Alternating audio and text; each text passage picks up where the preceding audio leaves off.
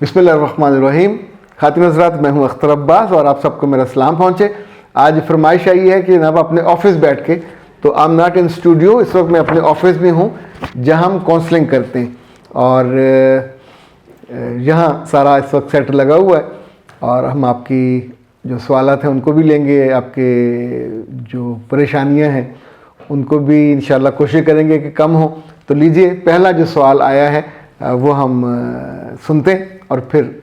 जी अस्सलाम वालेकुम सर, मेरा नाम मोहम्मद सुलेमान है। सर आपका बहुत शुक्रिया, आप बेटियों और बेटों को बहुत अच्छा गाइड करते हैं। दो बातें हैं मेरे पास। एक, आप तो ये कि लड़कों को ससुराल में किस पर यकीन करें और किस पर से दोस्ती करें। ओके, बहुत मुख्तलिफ सवाल है और बहुत शानदार सवाल है। लड़के आमतौर पे इतनी समझदारी से सवाल नहीं करते, लेकिन आपने बहुत अच्छा सवाल किया। अच्छा, गुजारिश ये है कि ससुराल में दोस्ती तो आपकी सबसे ज़्यादा अपनी बीवी से होनी चाहिए, ये असूली बात है, क्योंकि वही आपकी ब्रांड एम्बेसडर है। मगर अक्ल और दानिश ये कहती है, तजुर्बा और फहम ये कहती है कि जब आप घर में जाएं तो आपने किसी बात पे अपनी बीवी को ना डांटना है ना उस पर हुक्म जारी करना है, यानी बिहेव लाइक ए फ्रेंड। अच्छा, ये सब लोग इसको देखेंगे तो आपके बारे में उनका जो परसेप्शन है वो ठीक होगा। वहाँ आप अपने ससुर के साथ भी बैठेंगे खाने के मौके पे, उन्हें पहले खाने देंगे, अपनी सास के साथ भी बात करेंगे और खाने की तारीफ़ करेंगे। यानी हम पहला जो टारगेट होगा आपकी दोस्ती का या कुर्बत का, वो सास और ससुर से होगा। दूसरे नंबर पे जो आपकी दोस्ती और कुर्बत होगी वो अपने साला शरीफ से होगी। सालियों का नंबर 3-4 बाद में आएगा, इसलिए कि बीइंग द मेल आपको जब भी रिस्पेक्ट चाहिए होगी तो इन 3 लोगों से मिलनी है, सास से, ससुर से और अपने ब्रदर इन लॉ से, साले से। अच्छा, जब भी आपको कहीं सपोर्ट चाहिए होगी, इमोशनल, इवन सोशल, इवन कभी ज़रूरत पड़ जाती, तो ये सारी सपोर्ट्स आपको अपने इन 3 लोगों से मिलेगी। इस बीच में जब भी मौका मिले, आप वहाँ गए हों, नमाज का वक्त हो, तो आप इनमें से अपने साले या ससुर के साथ मस्जिद ज़रूर जाइए। इनफैक्ट आप अंदर से जितने अच्छे हो, आपके सवाल से ज़ाहिर है, तो अपनी अच्छाई को छुपा के नहीं रखना चाहिए। और जैसे रमज़ान का महीना, इसमें तो हर सूरत में जाना चाहिए, तो वैसे भी हम सारी दुनिया के काम करते हैं, तो बाजमात नमाज का भी एहतमाम करना चाहिए। चौथे नंबर पे फिर आते हैं घर में जो आपकी सालियाँ हैं।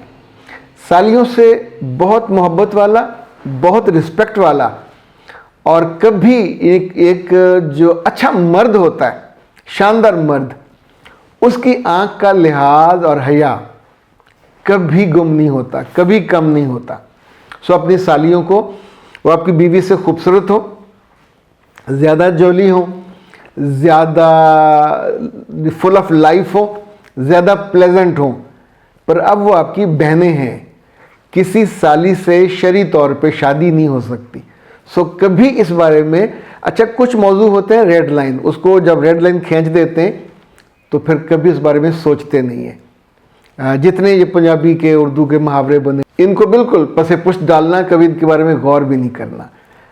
उनसे दोस्ती तब होगी जब उनका वजूद आपके तरफ से रिस्पेक्ट के साथ आप उनको डील करेंगे। उनको बात करने दें, उनकी बात का बड़ा मोहब्बत से प्लेजेंट सा जवाब देना, तू तकार पे नहीं आना। कभी आपने उनके साथ एग्रेसिव नहीं होना। बेटियां हैं, बहनें हैं, तो ये याद रखिएगा कि मर्द का दबदबा, मर्द की इज्जत, मर्द का वकार ज़ोर से चीखने में, अपनी बात मनवाने में नहीं है, हम्बल होके अपनी बात को कम्युनिकेट करने में है। तो इंशाल्लाह आपका ये मसला हल हो जाएगा। सर हम यूरोप में सारे काम खुद करते हैं, क्या आप भी अब काम खुद करते हैं? अच्छा, मज़े का सवाल है। मैं इस मामले में खुशकिस्मत हूँ कि बहुत बरसों से, यानी जब मैं यूनिवर्सिटी में आया था तो तब भी मैं हॉस्टल में था, कॉलेज में आया था तब भी मैं हॉस्टल में था। तो यूँ समझें कि अपने सुबह उठने के बाद मैं पहला काम जो करता हूँ वो अपना कंबल उसको तय करता हूँ, बिस्तर की शिकनें दूर करता हूँ। मुझे बहुत बुरी लगती हैं कि आप उठे हैं, कोई कमरे में आए और बिस्तर ऐसे हो बिल्कुल मलगजा सा और बुरा। मैं अपने लिए आमतौर पे चादरें भी खुद ख़रीदता हूँ, यानी जो मेरा बेड होता है उसकी चादरें मेरी पसंद की होती है, उसके कलर्स भी। 2 तकिए सराहने में इस्तेमाल करता हूँ। अच्छा, इसी तौर पे मेरे जूते, उनके ड्रॉज अलग हैं और उन जूतों को कभी मेरी अहलिया ने या मेरे बच्चों ने छुआ भी नहीं है। ये इस वक्त जो आप देख रहे हैं ये दफ्तर का मंजर है, तो दफ्तर में भी चीज़ें मेरी मर्ज़ी से रखी हुई होती हैं, मैं खुद इनको रखता हूँ, मैनेज करता हूँ। अच्छा, इस जो कपड़े मेरे शाम को धुल के तो आ जाते हैं, तो उनको मैं प्रेस अपनी मर्ज़ी से करता हूँ और मैं रात में करता हूँ, यानी रात को 10-11 बजे जब काम से फ़ारग हुआ तो मैं अपने अगले दिन के 2-3 जोड़े प्रेस करके हैंग करता हूँ। जो मेरा वार्डरोब है वो 2 जगहों पे है, एक मेरे बेडरूम में, एक मेरे जो स्टूडियो के साथ उसमें पूरा वार्डरोब है, तो वहाँ ये हैंग होते हैं। कोट अलग होते हैं, शर्टें अलग होती हैं, पैंटें अलग होती हैं, टाइयाँ अलग होती हैं। इसी तौर पे आपको हैरत होगी कि मुझे नहीं याद मैंने कभी, ये फर्स्ट ईयर में शायद आखिरी था जब मैंने दाढ़ी रखी थी, उस वक्त एक दफ़ा मैंने जाके ख़त करवाया था और उसके बाद मैंने तौबा की थी। I never went to any हजाम सैलून। मैं नहीं, अब तो कम से कम 3 दहाइयों से किसी के पास नहीं किया। मैं अपना ख़त खुद बनाता हूँ, मास्टरशेस खुद ठीक करता हूँ।